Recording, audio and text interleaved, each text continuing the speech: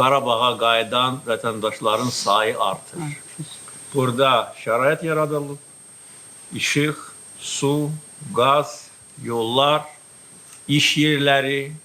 Bugün Qozlu Körpü kəndində təxminən 15 megawatt gücündə su elektrik stansiyasının açılışını qeyd elədik.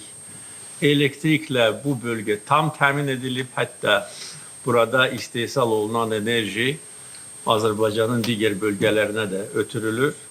Yollar çəkilir, buradan Tərtərə qədər, buradan Kəlbəcərə qədər yollar tikilir, genişlənir. Bugün Dəmirli Filiz Mədən istehsalat kompleksinin fəaliyyəti ilə də tanış oldum. Orada 1000-ə yaxın iş yeri yaradılır. Yəni iş yerləri ilə bağlı heç bir problem olmayacaq. Həm dövlət, həm özəl sektor tərəfindən şərait yaradılır.